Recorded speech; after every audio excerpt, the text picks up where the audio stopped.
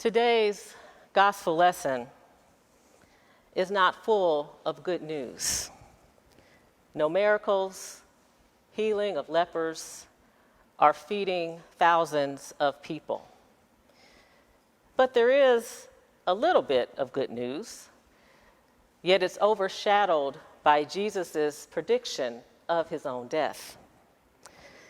Things start off well enough. Peter proclaims Jesus as the Messiah, the anointed one. He heals, feeds, drives out demons. Peter has seen Jesus do all these things as they've journeyed together. So imagine his shock and confusion when Jesus, their beloved leader, tells them that he must suffer, be rejected, and killed. This bad news, this talk of death and suffering, challenged their ideas about what a Messiah should be. So much so that they didn't hear the part about Jesus rising on the third day. Stunned, they're silent until Peter takes it upon himself to pull Jesus aside. And according to the Gospel of Matthew, he rebukes Jesus, saying, "God forbid it, Lord. This must never happen to you." Now, Jesus responded to Peter, calling him Satan and chastising him for setting his mind on human things. Jesus gathered them all back together, the crowd, the disciples, and told them if they wanted to follow him, they had to deny themselves and take up their cross. And if that were not troubling enough, Jesus continued, saying they could not save their lives unless they were willing to lose their lives for the sake of the gospel. Confusion prevailed. What Jesus told them didn't make any sense.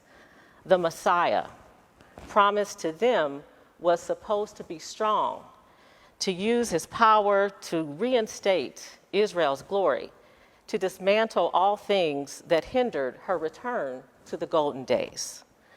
Deny yourselves, take up your crosses, follow Jesus into death. Not what they wanted to hear. Not what we want to hear. This message, this bad news, disturbed the original hearers. And although we've heard this message before, it still provokes discomfort within us.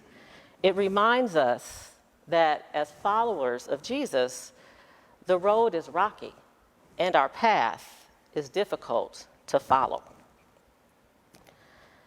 Now, because we know the end of the story, we may be tempted to skip over the bad news, to hit the gas and drive right around these speed bumps, avoid the unpleasant reality of suffering and death, and accelerate right to the finish line, the good news, Resurrection Sunday. But if we yearn to be in closer relationship with God, if we want to fully live into our call as disciples of Christ, his pupils who desire and yearn to discern God's will, we must slow down. Instead of avoiding the uncomfortable bumps on the road, the words that we don't want to hear, we have to drive right over them and hang on to the words that flow from Jesus' mouth, paying attention to his actions as he journeyed to his death. Cindy was at the top of her high school class. High GPA, solid test scores, leadership, volunteerism, you name it, she had it. Her family, our community, had really high hopes as she submitted her college applications. She waited, and we waited for the decision letters to arrive. We anticipated that she would be admitted to every school to which she applied. Well, February came and went. March came and went, and finally, April. Cindy walked into my office, decision letters in hand. 1 deny, 4 admit. Cindy was crushed.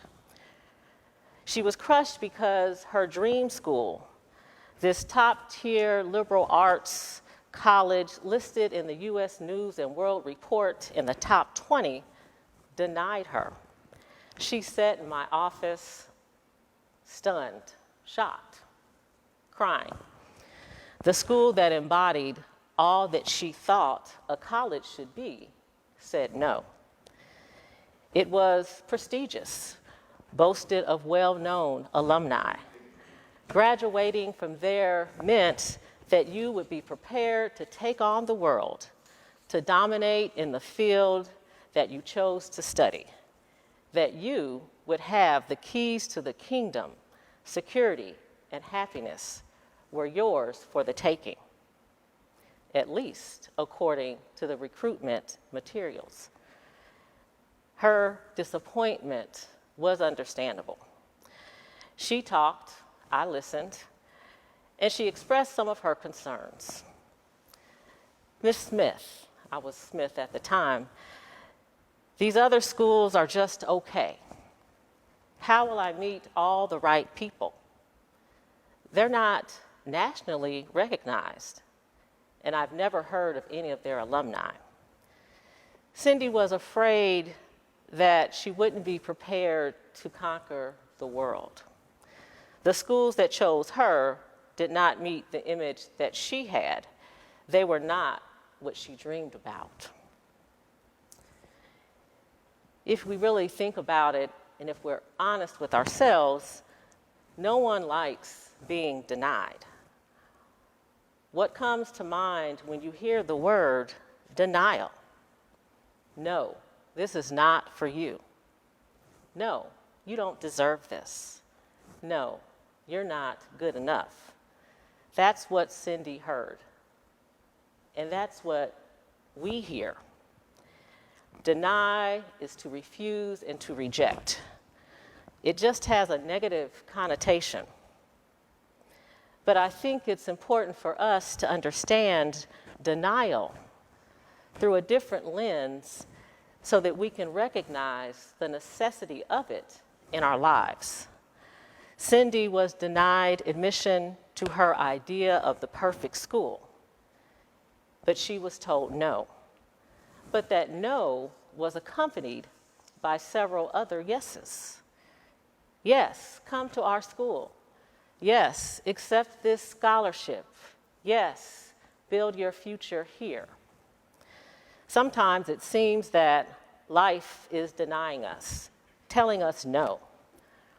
No, you can't move about in the world the way you'd like to. No, you can't go out without wearing a mask. No, you can't get that close. Keep your distance. But within all these no's, room has been created to say yes. Yes to more time with our immediate families. Yes to reaching out to each other in all types of thoughtful ways. Yes to spending more time with God.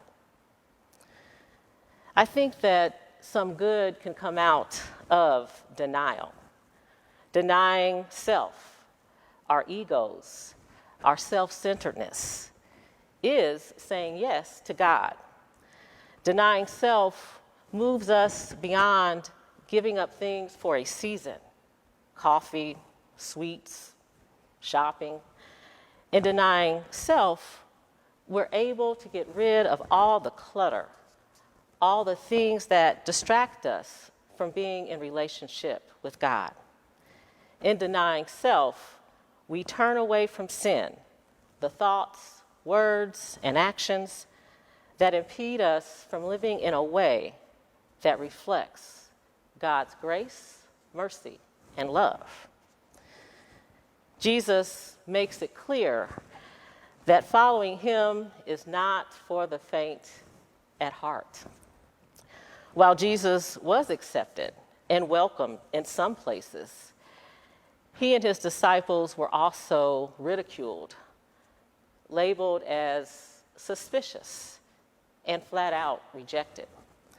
The road they traveled was dangerous, and at times their lives were in jeopardy. Although there are some places in the world where we, Christians, are persecuted, as modern-day disciples, we are not subject to a great deal of danger or threat of death for following Jesus.